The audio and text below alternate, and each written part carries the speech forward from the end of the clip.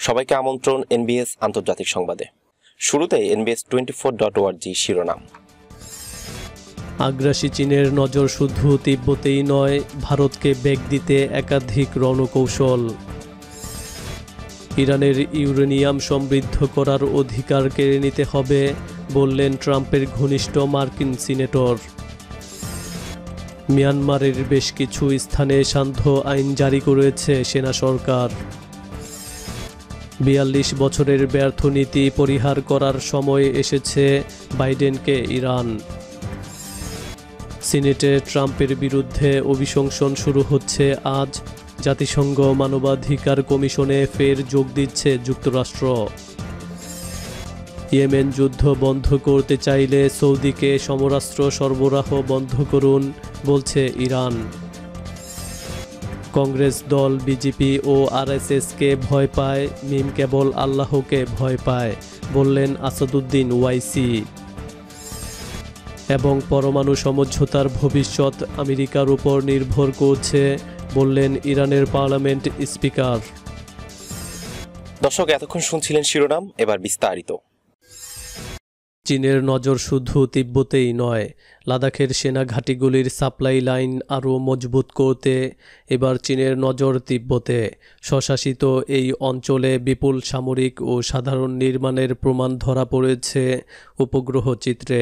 শুধু তাই নয়, অরুণাচল এবং ভুটানের বিতর্কিত সীমান্ত অঞ্চলেও প্রচুর নির্মাণ করেছে বেইজিং। বিশেষজ্ঞদের মতে, সীমান্তে দুদেশের মধ্যে উত্তেজনার পরিস্থিতি তৈরি হলে যাতে দ্রুত ফরওয়ার্ড বেসে রসদ ও সামরিক অস্ত্রশস্ত্র পাঠানো যায়, তার জন্যই এমন কৌশল নিয়েছেন শি জিনপিং। সর্বশেষ উপগ্রহ চিত্রে ধরা পড়েছে তিব্বতের বিভিন্ন শহর এবং সীমান্ত এলাকার সেনা ঘাঁটিগুলির মধ্যে যোগাযোগ ব্যবস্থার বিপুল উন্নতি ঘটিয়েছে। লাসা বিমানবন্দরে তৈরি করেছে সামরিক পরিকাঠামো, ভূমি থেকে আকাশে ক্ষেপণাস্ত্র নিক্ষেপ, আকাশ সুরক্ষা প্রযুক্তি, বিমান সেনার সহযোগী এয়ারবেস এবং 100টি অ্যাটাক হেলিকপ্টার রাখার জন্য অত্যাধুনিক শেড তৈরি হয়েছে, যা ধরা পড়েছে সাম্প্রতিক উপগ্রহ চিত্রে। কিন্তু এর চেয়েও নয়াদিল্লির উদ্বেগ বেশি বেড়েছে। জিনজিয়াং প্রদেশের হোটান বিমান সেনা ঘাঁটিতে গত কয়েক মাসে পরিকাঠামো, প্রযুক্তি ও সামরিক সরঞ্জামের ক্ষেত্রে বিপুল উত্তরণ ঘটিয়েছে চীন। চীনের সেনাবাহিনী পিপলস লিবারেশন আর্মির ওয়েস্টার্ন থিয়েটার কমান্ডের এই ঘাঁটি লাদাখে বিমান সেনার অপারেশনের ক্ষেত্রে অত্যন্ত গুরুত্বপূর্ণ। সম্প্রতি টুইটারেও এই সংক্রান্ত ছবি ও খবর প্রকাশিত হয়েছে। এর মধ্যে রয়েছে রানওয়ে, গোলাবারুদের গুদাম ও সাহায্যকারী পরিকাঠামো তৈরি। এছাড়া প্রযুক্তিগতভাবেও বিপুল পরিবর্তন করেছে চীনা বাহিনী। উপগ্রহ চিত্র থেকে স্পষ্ট, অন্তত 5টি নতুন বাংকার তৈরি হয়েছে এই সেনা ঘাঁটিতে। গত বছরের মে মাসের গোড়ায় স্থিতা অবস্থা নষ্ট করে পূর্ব লাদাখের প্যাংগং লেক, গালওয়ান উপত্যকায় প্রকৃত নিয়ন্ত্রণ রেখা বরাবর বিপুল সেনা মোতায়েন বাড়িয়ে দেয় চীন। সেনা ও রসদ মজুদ বাড়িয়ে দেয় ভারতও। তার জেরে দুই দেশের সেনার মধ্যে উত্তেজনা তৈরি হয়। শেষ পর্যন্ত 15 জুন গালওয়ান উপত্যকায় দুই দেশের সেনার মধ্যে রক্তক্ষয়ী সংঘর্ষের ঘটনা ঘটে। তারপর সামরিক ও কূটনৈতিক স্তরে দফায় দফায় আলোচনার পর জটিলতা কমেছে। কিন্তু তারপরেও বেইজিং যে আগ্রাসী মনোভাব থেকে বিন্দুমাত্র পিছিয়ে আসেনি, সাম্প্রতিক উপগ্রহ চিত্রে তার ফের প্রমাণ মিলল। ইরানের ইউরেনিয়াম সমৃদ্ধ করার অধিকার কেড়ে নিতে হবে। আমেরিকার একজন সিনিয়র রিপাবলিকান সিনেটর ইরানের ইউরেনিয়াম সমৃদ্ধ করার অধিকার কেড়ে নেয়ার জন্য দেশটির প্রেসিডেন্ট জো বাইডেনের প্রতি আহ্বান জানিয়েছেন। সাউথ ক্যারোলিনা অঙ্গরাজ্য থেকে নির্বাচিত সিনেটর লিন্ডসে গ্রাহাম সিবিএসকে দেয়া এক সাক্ষাৎকারে এই আহ্বান জানান। তিনি সাবেক মার্কিন প্রেসিডেন্ট ডোনাল্ড ট্রাম্পের ইরান নীতির প্রশংসা করে বলেন, আমি প্রেসিডেন্ট বাইডেনের জায়গায় থাকলে ইরান তার আচরণ পরিবর্তন না করা পর্যন্ত দেশটির উপর নিষেধাজ্ঞা বহাল রাখতাম এবং একটি পুরনো সমঝোতায় ফিরে যেতাম না। এদিকে নাম প্রকাশ্যে অনিচ্ছুক একজন পদস্থ মার্কিন কর্মকর্তা বার্তা সংস্থা রয়টার্সকে বলেছেন, প্রেসিডেন্ট বাইডেন ইউরেনিয়াম সমৃদ্ধ করার অধিকার থাকা উচিত নয় বলে যে মন্তব্য করেছেন তা দিয়ে তিনি মূলত পরমাণু সমঝোতায় প্রদত্ত মাত্রার চেয়ে বেশি মাত্রায় ইউরেনিয়াম সমৃদ্ধ করার অধিকার থাকা উচিত নয় বুঝিয়েছেন। ইরান শুরু থেকে বলে এসেছে পরমাণু অস্ত্র তৈরির জন্য নয়, বরং বেসামরিক কাজে পরমাণু শক্তি ব্যবহার করার লক্ষ্যে দেশটি ইউরেনিয়াম সমৃদ্ধ করছে। তেহরান আরও বলেছে, আমেরিকা ও ইউরোপীয় দেশগুলো পরমাণু সমঝোতায় দেয়া প্রতিশ্রুতি পূরণ করতে শুরু করলে ইরানও 3.63 মাত্রার বিধিনিষেধে ফিরে যাবে, তার আগে নয়। মিয়ানমারের বেশ কিছু স্থানে সান্ধ্য আইন জারি করেছে সেনা সরকার। সেনা বিরোধী বিক্ষোভের মধ্যেই মিয়ানমারের বেশ কিছু স্থানে সান্ধ্য আইন জারি করেছে দেশটির সেনা সরকার। সোমবার আরোপিত এই আইনের আওতায় পড়েছে দেশটির দ্বিতীয় বৃহত্তম শহর মান্দালয়। সামরিক অভ্যুত্থানের পর দেশটির বিভিন্ন শহরে সামরিক শাসনের বিরুদ্ধে আন্দোলন চলাকালেই এই ঘটনা ঘটল। মান্দালয়ের 7টি টাউনশিপ এই আইনের আওতায় পড়েছে, ফলে কেউ আর বিক্ষোভ করতে পারবে না। এমনকি 5 জনের বেশি জমায়েতও নিষিদ্ধ হয়েছে। রাত 8টা থেকে ভোর 4টা পর্যন্ত জারি থাকবে কারফিউ। দেশটির সাধারণ প্রশাসন এক বিবৃতিতে এই তথ্য জানায়। এছাড়াও দক্ষিণের টাউনশিপ ইরাবতীতেও এই ধরনের আইন জারি হয়েছে। নোটিশ জারি করে বলা হয়েছে, প্রশাসন আশা করছে অধিবাসীরা রাতে ঘরের বাইরে বের হবেন না। বিবৃতিতে বলা হয়, কিছু ব্যক্তি এমন আচরণ করছে যা জননিরাপত্তা বিঘ্নিত হওয়ার কারণ হতে পারে। এই ধরনের আচরণ স্থিতিশীলতার জন্য হুমকি।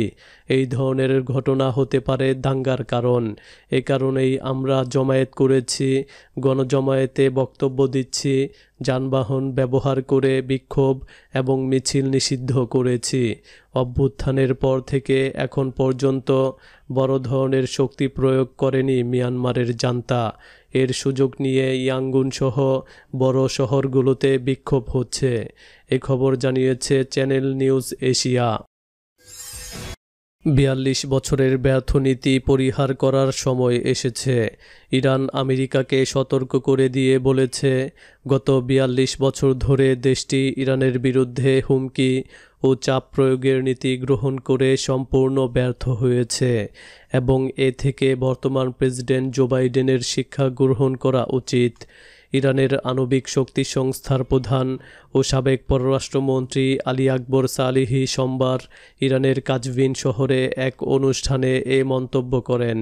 কাজভিনে ইরানের পরমাণু শিল্পের উল্লেখযোগ্য অর্জনগুলো প্রদর্শনীর স্থানীয় মেলা উদ্বোধন করে সালিহি আরও বলেন, আমেরিকা যদি এখনও এই কথা ভেবে থাকে যে তারা হুমকি ও চাপ প্রয়োগ করে ইরানকে আত্মসমর্পণে বাধ্য করতে পারবে, তবে তাদের জন্য দুঃখ প্রকাশ করা ছাড়া আর কিছু করার নেই, কারণ তারা মারাত্মক ভুলের মধ্যে রয়েছে এবং এদেশের জনগণকে চিনতে পারেনি।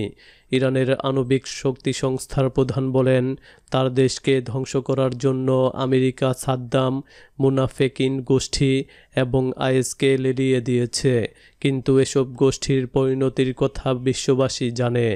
ইরানের সাবেক এই পররাষ্ট্রমন্ত্রী বলেন, আমেরিকার নিষেধাজ্ঞার কারণে ইরান জ্ঞান বিজ্ঞানে উন্নতি করেছে এবং প্রযুক্তিতে স্বয়ংসম্পূর্ণ হওয়ার চেষ্টা করেছে। সালেহি বলেন, তারা আমাদেরকে খাদ্য ও ওষুধের অভাবে মেরে ফেলতে চেয়েছিল, অথচ এখন আমরা খাদ্য ও বেশিরভাগ ওষুধ উৎপাদনে সম্পূর্ণতা অর্জন করেছি। কাজেই তিনি ইরানের ব্যাপারে আমেরিকার অতীত সরকারগুলোর ব্যর্থ ও ভ্রান্ত নীতি পরিহার করার জন্য বাইডেন প্রশাসনের প্রতি আহ্বান জানান। সিনেটে ট্রাম্পের বিরুদ্ধে অভিশংসন শুরু হচ্ছে আজ। সাবেক মার্কিন প্রেসিডেন্ট ডোনাল্ড ট্রাম্পের বিরুদ্ধে কংগ্রেসের উচ্চকক্ষ সিনেটে অভিশংসন শুরু হচ্ছে আজ 9 ফেব্রুয়ারি। অভিশংসন প্রক্রিয়ায় আক্রমণাত্মক ভূমিকায় থাকবেন ডেমোক্রেটরা। দ্রুত অভিশংসন প্রক্রিয়া শেষ করারও পরিকল্পনা গ্রহণ করা হয়েছে। ক্যাপিটাল হিলে হামলার ঘটনায় ট্রাম্পের বিরুদ্ধে কঠোর অবস্থান নেওয়ার আহ্বান জানানো হবে, যাতে ভবিষ্যতে এই কাজ করতে কেউ সাহস না পান। তার বিরুদ্ধে রাষ্ট্রদ্রোহে উস্কানি দেওয়ারও অভিযোগ আনা হচ্ছে। এদিকে যুক্তরাষ্ট্র আবার জাতিসংঘের মানবাধিকার পরিষদে যোগ দিচ্ছে। যুক্তরাষ্ট্রের স্থানীয় সময় মঙ্গলবার ট্রাম্পের বিরুদ্ধে অভিশংসন প্রক্রিয়া শুরু হওয়ার কথা। ইমপিচমেন্ট ম্যানেজাররা জানিয়েছেন, ক্যাপিটাল ভবনে হামলার ঘটনায় উস্কানি দেওয়ার অভিযোগে বিভিন্ন ভিডিওকে প্রমাণ হিসেবে ব্যবহার করে ট্রাম্পের বিরুদ্ধে অভিযোগ সাজিয়েছেন তারা। 6 জন বিশেষজ্ঞকে এ ব্যাপারে দায়িত্ব দেওয়া হয়েছে। এর আগে ইউক্রেনের ঘটনায় অভিশংসনের অভিযোগ নিয়ে সিনেটে ট্রাম্পের বিরুদ্ধে 5 মাস ধরে শুনানি চলছিল, কিন্তু সিনেটে রিপাবলিকানদের সংখ্যাগরিষ্ঠতা থাকায় শেষ পর্যন্ত ট্রাম্প অভিযোগ থেকে অব্যাহতি পান। সেই ঘটনার পুনরাবৃত্তি চায় না ইমপিচমেন্ট কমিটি। এদিকে জাতিসংঘ নিরাপত্তা পরিষদে যোগ দেওয়ার ঘোষণা দিয়েছেন মার্কিন পররাষ্ট্রমন্ত্রী অ্যান্টনি ব্লিংকেন। মার্কিন পররাষ্ট্র মন্ত্রণালয়ের এক কর্মকর্তা এই তথ্য জানিয়েছেন। 3 বছর আগে ইসরায়েলের বিরুদ্ধে পক্ষপাতিত্ব এবং সংস্কারে ব্যর্থ হওয়ার অভিযোগ তুলে ট্রাম্প প্রশাসন এই পরিষদ থেকে যুক্তরাষ্ট্রকে সরিয়ে রেখেছিল। ইয়েমেন যুদ্ধ বন্ধ করতে চাইলে সৌদিকে সমরাস্ত্র সরবরাহ বন্ধ করুন। ইয়েমেন যুদ্ধ অবিলম্বে বন্ধ করার আহ্বান জানিয়ে ইরান বলেছে, এই যুদ্ধ বন্ধ করতে হলে সৌদি আরবের প্রতি আমেরিকা ও ইউরোপীয় দেশগুলোর অস্ত্র সাহায্য বন্ধ করতে হবে। ইরানের পররাষ্ট্র সম্পর্ক বিষয়ক কৌশলগত পরিষদের চেয়ারম্যান ও সাবেক পররাষ্ট্রমন্ত্রী কামাল খাররাজি সোমবার তেহরান সফররত ইয়েমেন বিষয়ক জাতিসংঘের বিশেষ দূত মার্টিন গ্রিফিথসের সঙ্গে এক বৈঠকে এই আহ্বান জানিয়েছেন। ইয়েমেন যুদ্ধ বন্ধ হওয়ার ইতিবাচক লক্ষণ দেখা যাচ্ছে উল্লেখ করে খারজারি বলেন, এই যুদ্ধের 2 প্রধান কারিগর সৌদি আরব ও সংযুক্ত আরব আমিরাত এখন পর্যন্ত কোনো লক্ষ্য অর্জন করতে পারেনি। তিনি বলেন, আমেরিকা সৌদি আরবকে অস্ত্র ও গোয়েন্দা সহযোগিতা বন্ধ করে দেওয়ার যে কথা মুখে বলেছে তা কার্যকর করে ইয়েমেন যুদ্ধ বন্ধ করতে সততার পরিচয় দেবে বলে তেহরান আশা করছে। ইরানের এই সাবেক পররাষ্ট্রমন্ত্রী ইয়েমেনে শান্তি ও স্থিতিশীলতা প্রতিষ্ঠা করতে জাতিসংঘকে সম্ভাব্য সব রকম সহযোগিতা করার আশ্বাস দিয়ে বলেন, ইয়েমেনের হুতি আনসারুল্লাহ আন্দোলন দেশটিতে একটি গণতান্ত্রিক সরকার ছাড়া আর কিছু চায় না। ইয়েমেনে আন্তর্জাতিক পর্যবেক্ষকদের উপস্থিতিতে একটি স্বাধীন ও সুষ্ঠু নির্বাচনের আয়োজন করতে হবে, কিন্তু দুঃখজনকভাবে সৌদি আরব ইয়েমেনে গণতান্ত্রিক সরকার ব্যবস্থাকে ভয় পায় বলে খাররাজি মন্তব্য করেন। ইয়েমেন যুদ্ধবন্ধের লক্ষ্যে দেশটির সানা বিমানবন্দর এবং আল হুদাইদা সমুদ্র বন্দরের উপর থেকে অবরোধ প্রত্যাহারের যে পরিকল্পনা জাতিসংঘ উত্থাপন করেছে তাকে স্বাগত জানান কামাল খাররাজি।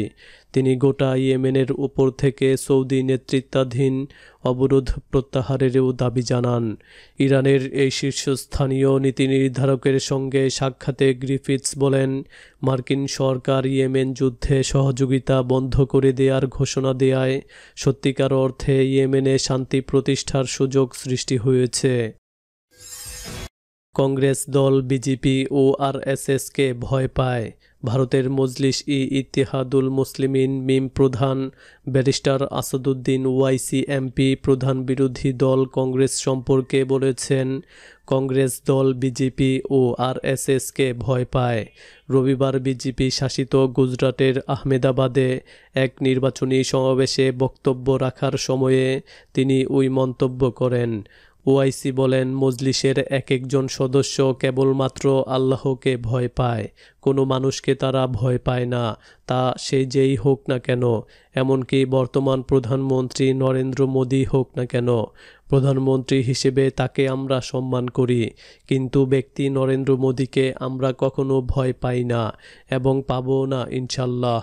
আহমেদাবাদ পৌর কর্পোরেশন নির্বাচনের আগে প্রথম জনসভায় বক্তব্য দিতে আসা ওয়াইসি বলেন, সংবিধান নিয়ে মজলিস হিন্দুত্ববাদের মুখোমুখি হবে। সংবিধান দিয়ে আমরা হিন্দুত্ববাদকে চ্যালেঞ্জ জানাবো। জনগণ কংগ্রেসকে ৭০ বছর ধরে ভোট দিয়েছে, কিন্তু কংগ্রেস তাদের পক্ষে কিছুই করেনি। এখন যেহেতু আমরা নির্বাচনে প্রতিদ্বন্দ্বিতা করছি, আপনারা আমাদের বিজেপির বি টিম বলছেন। প্রধানমন্ত্রী নরেন্দ্র মোদীকে কটাক্ষ করে ওয়াইসি বলেন, চীন ১,০০০ বর্গ কিলোমিটার পর্যন্ত ভারতীয় ভূখণ্ডে অনুপ্রবেশ করেছে, কিন্তু মোদী এমনকি চীন শব্দটিও বলেনি। আপনার বুকের ছাতি যদি ৫৬ ইঞ্চি হয়, তাহলে চীন ইস্যুতে কথা বলতে এত ভয় পান কেন? প্রধানমন্ত্রী নরেন্দ্র মোদীর নিজ রাজ্য গুজরাটে মিম প্রধান ওয়াইসি প্রধানমন্ত্রীর সমালোচনা করায় বিষয়টি তাৎপর্যপূর্ণ বলে মনে করছেন বিশ্লেষকরা। পরমাণু সমঝোতার ভবিষ্যৎ আমেরিকার উপর নির্ভর করছে। রাশিয়া সফররত ইরানের পার্লামেন্ট স্পিকার বাকের কলিবফ বলেছেন, তার দেশের পরমাণু সমঝোতার ভবিষ্যৎ এখন এমন একটি প্রশ্নের সঙ্গে জড়িয়ে পড়েছে যার উত্তর আমেরিকার কাছে রয়েছে। তিনি সোমবার মস্কোয় রাশিয়ার ওরিয়েন্টাল স্টাডিজ ইনস্টিটিউটের চিন্তাবিদদের সঙ্গে এক বৈঠকে এ মন্তব্য করেন। কলিবফ বলেন, যদি পরমাণু সমঝোতার সকল সুবিধা অন্য পক্ষগুলো ভোগ করে এবং ইরান শুধু ক্ষতিগ্রস্তই হয়, তাহলে কতদিন এটিকে টিকিয়ে রাখা সম্ভব?